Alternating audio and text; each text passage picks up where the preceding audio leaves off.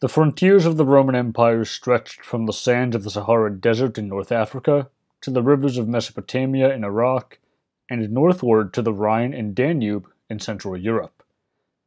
Nowhere, though, were the frontier defenses so elaborate and so remarkable, and nowhere have we seen the frontier defenses become so enigmatic to archaeologists and to historians than the boundary between Roman Britain and what is today Scotland. Here, stretching from the banks of the River Tyne on the North Sea to the Solway Firth, Hadrian's Wall cut a dividing line in stone between the Roman and the non-Roman worlds, comprising not just the wall, but also entire communities and forts along its stretch. Hadrian's Wall was the key to Romano-British defenses, and yet we know significantly less about this structure than we would like. There are still key questions about the fortification that have yet to be adequately answered. The sole remaining comment from ancient texts about the purpose of the wall is that it was built to create a barrier between the Romans and the barbarians.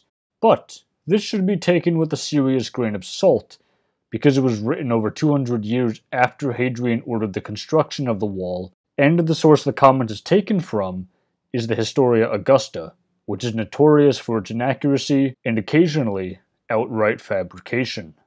The expedition of Julius Caesar to the British Isles was the first large-scale contact between the Romans and the native British, but the incorporation of what is today essentially England and Wales into the Roman state occurred comparatively late, in AD 43.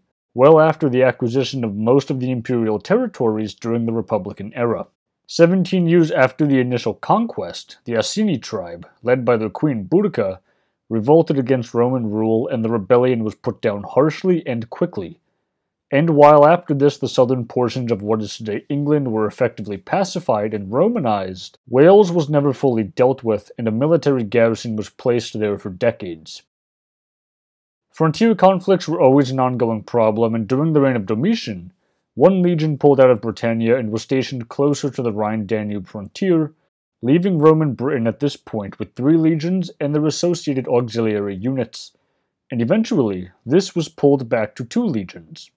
We don't know how peaceful the Roman frontier in Britain was following the reign of Domitian, but the reign of Trajan saw the construction of numerous forts which at least suggest a perceived problem.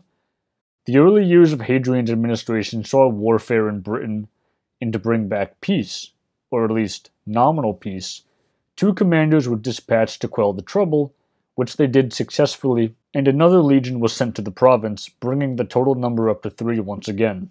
This is the time when construction on the wall began. It's known that Hadrian himself had a role in planning the structure, but it's not certain if that planning began before or after he visited the island following the return of peace. Broadly speaking, we can divide Hadrian's Wall into 2 different pieces, the western and the eastern sections. The western portion of the wall ran for approximately 46 kilometers and was constructed largely of turf. For 71 kilometers, the wall continued east, now being built of stone.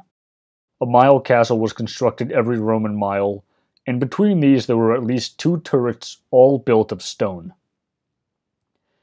The section of the defenses facing farthest north into the territory of Caledonia, modern-day Scotland, was a ditch. Generally, this was dug down into a V shape, and the excavated earth was piled on the south side of the ditch, deepening it and providing a complete lack of cover for any attackers. This was not completely uniform, however, as the frontier geography was varied, so there are places where the ditch was not nearly so deep, and places where it essentially did not exist at all. Behind this ditch is a structure usually known as the Berm. Near the turf sections of the wall it is narrow, usually about 2.5 meters wide, while along the stone sections it's around 6 meters wide. The function of this work, studied by obstacles like stakes, stones, and pits, was to slow enemies down rather than stop them outright, and to give archers and potentially artillery on the wall opportunities to pick them off, although evidence of wall-mounted artillery is patchy. We don't know the exact height of the wall, but since the early medieval scholar Bede states that 4 meters is what was able to be measured around the year 800, modern-day scholars have taken this as evidence for the height of the wall being around there, perhaps adding in an extra meter to account for long-term erosion and reconstruction. We should be careful here, though, as what he's usually describing is the height of the walls of the mile castles. The actual height of the wall proper was likely not uniform along its entire length, nor was the width of the wall, as initial foundations were broader than other, later sections, which perhaps indicates that the structure underwent changes in plan early on. Due to this disparity, it's not clear right now if there was a walkway atop the wall, but other, smaller walls comprising the forts and turrets certainly did have them. Behind the wall there was a road, but this is a later feature, so having a walkway atop the entire structure would have been a convenient way to get troops to the turrets and towers along the wall initially, but there was little evidence for it aside from crenellations. We have little evidence for what precisely the vallum, the ditch behind the wall on the southernmost side, was for, largely due to the lack of archaeological work in favor of focusing on other aspects of the fortification, but it appears that it was created to discourage roaming by animals as well as to ensure the additional defense of the entire structure. Concerning the actual building of Hadrian's Wall, troops were drawn from the 3 legions then stationed in Britain. Those 3 legions represented about a tenth of Rome's military strength around this time. There were 30 legions in all, each legion having a paper strength of about 5,000 troops, in addition to auxiliary support units that equaled or exceeded their number, so the British garrison had a strength, in theory, of about 35,000 soldiers. Work was divided up and issued out to different units in the legions who then would mark their work with inscriptions. Although the stone was quarried locally, the building of the main wall appears to have been something of a rushed job. It was imperative that the wall was put up as quickly as possible. Further work and greater care was paid to the construction of the turrets and forts strung along the wall, as those were crucial for defense. The forts were designed to house an auxiliary cohort, which suggests that, although the legion troops were engaged in the actual construction, the auxilia were burdened with its defense. The central question of Hadrian's Wall, though, is why it was even constructed in the first place. During the 2nd and 3rd centuries, the garrison was somewhere around 15,000 strong. This, combined with the creation of a militarized zone around Hadrian's Wall, is a familiar aspect of Roman frontier policy, but the sheer size of the garrison suggests that the zone was a frontier that was always dangerous, as opposed to sections of the Rhine frontier, where Central Europeans were more or less integrated into the Roman world along its borders.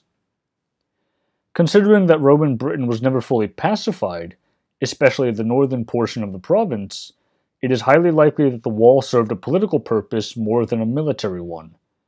Empire is symbolized by architecture, and the sheer magnitude of the wall projected Roman power across Britain.